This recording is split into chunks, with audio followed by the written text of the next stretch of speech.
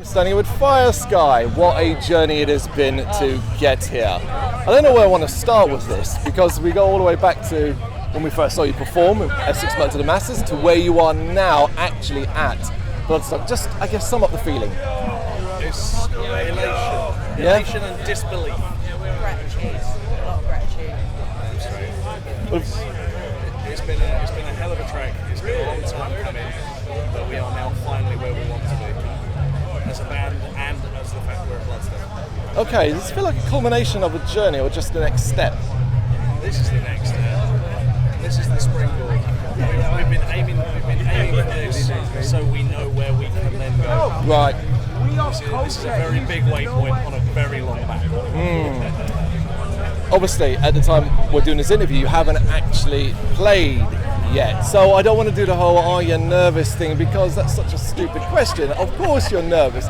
But I do want to gauge where your heads are at in regards to what is ultimately a very fast-moving slot. I just want to make sure we all take a moment, take it in. Yeah. So we don't come off stage and go, what happened? That was the set. You know, once we get up, we get set, we need to have a look and go, right guys, we own this, let's enjoy it. Let's go. What's the biggest challenge, do you think, for you over there in regards to getting people in the tent or the bands you're surrounded by?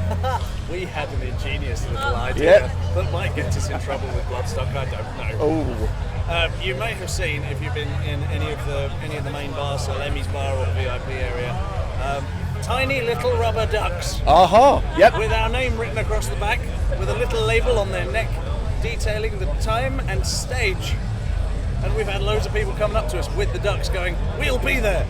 Okay. So it's been awesome. Everyone loves tiny little squeaky rubber ducks. It's a popular move. So hashtag FireDuck will now be the new thing. Okay. And so we told these people to take the ducks with them on their travels, and when they go somewhere cool, just tag us so that we can see where it's gone. It is going to be incredible. Can't wait myself. The journey, the Melt to the Masses journey, of course, through Kent. Very, very hardcore to describe it, basically, the band you were up against. Were you confident from basically Heat 1 that you were in with a good shot? I was confident in us Right. doing. Yep. So looking at the quality of the other bands, it's so high. Like, you know, it's going to be a tough one, but I'm confident that's what we do. We will give it our all, however far we get. And every round is progressively like, oh wow. So this is the final. And then having our name called out, Yep. that moment. Well, there's video proof. Oh yeah. Yeah, there's video proof of There's the people feelings. on the floor, yeah, absolutely. As the night went on, though, the more bands played, the more tired it got. Stronger, it just seemed to get stronger and stronger and stronger. And to be honest, any one of the bands that performed that night in the final could have been picked and dropped straight here. Everyone was on point. The talent was just unreal. But yeah, to get called out was unbelievable. The judges told us themselves they'd had a real fight the whole contest just to see, because all the bands were quite different. Yeah. Every single heat, it wasn't like just a one genre night. So when it got to the final and you had us, you had Cross Paths who do sort of fun sort of new metal vibe, you got Silent who do sort of technical, then you had Dying Vision and Broken Calling who are what you'd more consider to be stereotypical Bloodstock bands, you know, very heavy, very technical, screamed vocals. And then you had Primer as well, who put on a hell of a show. I mean, at the final, they had dry ice guns out. Ooh, that's a step up, yeah. Exactly. They'd really, everyone had really pulled out the stops. And every time, once we played, we were going in to listen to another band and we go, oh, we're going to lose. So, because anyone could have had it. It was amazing. When you reflect on that and looking towards the experience on the New Blood as much as anything else, is there anything you feel that you want to be able to do? Because you're limited up on that stage, but you're thinking, okay, we're just going to make this a moment. We want this to be a moment for us as much as the people watching. Good question. Oh, it's gone and stumped us. Do you have any plans? You look like you've got an idea. Well, everyone that comes out to see us, Yeah. we just want to give them that little snapshot. This is who we are. This is what we're about, and we're going to leave them wanting more. The set list we've chosen, they're going to be wanting more, and we're ready for you. You know what the future holds. We're ready. Did you find you adapted it and kind of messed around with your planned stage show because it was Bloodstock? Yeah. You've got to be sensible about your choices where you're playing, you know, to make the most of the opportunity, as well as showcase who we are. So Yeah, make sure there's stay something for true to everyone. us, but you know, Something for everyone, but still be us at the same time and still cover all corners.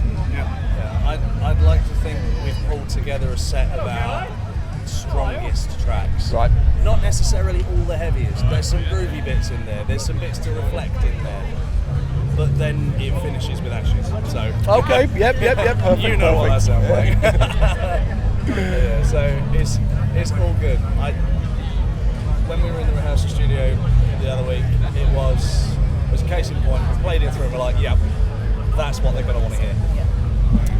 And what comes next, basically, as we said, this is not the end, this is the next stage. So what might the rest of 2022 look like for FyreSky? a little bit of a break. Yeah? Well, Nicole's lucky enough to go away on holiday. Okay. Please take me. But then we're a bit quieter on the live scene so we can focus on recording and writing new music together. A few gigs though, because we get bored and Yeah. bouncing off the walls. Yeah. Just a few to keep keen, you know. And just new music. Basically, just carry on as you've been going on, but as much as Get possible. into the studio, start putting together the pieces that have been written, and start working on moulding them into the shape they're going to take. Because every time we play a new song, it changes a little bit more, Okay. So it's setting that mould, going, this is how far we want to go with it, getting it formed, getting in the studio, record it, couple of singles, album, go for it. So it's just another cycle of getting everything out there and doing it all over again, because we love doing that. I want to take you back to what you said at the very start of this interview to wrap it up then, and you talked about, you know who FyreSky are now. What does that mean? He keeps putting out these good ones, Yeah. doesn't Individuality. Yeah, I feel like we're a voice for the misfits. he? Yeah. You belong with us. All the nerds, the goths, the weirdos, the misfits. We've got all your backs. You know, for all men, the ladies women, that the rock, others. You know, The men, the women, the others, the gays, the straights, everybody.